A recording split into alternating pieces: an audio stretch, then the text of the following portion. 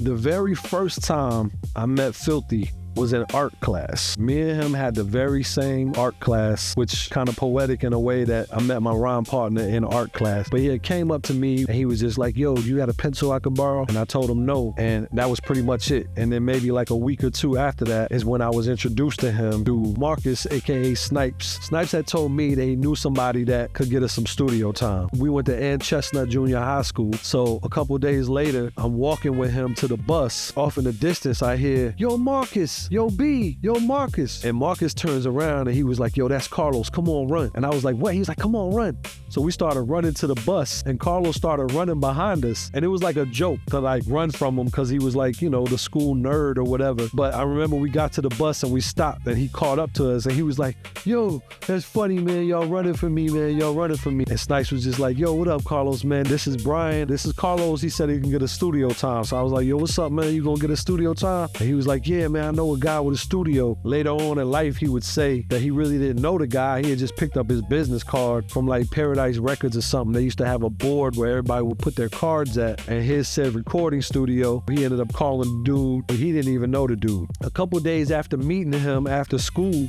I was in the back of my house playing basketball with my brother. From the front of the house on the street side, I just heard somebody going, yo, B, yo, B. And I was like, who that? And he was like, it's Carlos. And I was like, Carlos? And he was like, yeah, it's Carlos. So I went from the back of the house where the basketball court was at around to the front, and Carlos was sitting out there. And I was like, yo, what you doing? And he was like, yo, I was over there. I got dropped off at Marcus' house where he wasn't home. So I came around. I started looking for you. I was like, how you know where I live? He was like, I didn't. I just walked around the whole neighborhood hoping that I could find you. And then I heard you playing basketball in the back, and I just started shouting your name, hoping it was you. So I was like, yo, Marcus lived all the way on the other side of the neighborhood. He was like, I've been walking a long time. I'm like, bro, in my mind, I'm like, yo, this dude is off the chain, bro. He done walked around the neighborhood for like an hour and some change, hoping to stumble upon me, and he did. We walked around back to the back in the basketball court, and I'll never forget the first time I seen Filthe pick up the basketball and shoot. He was so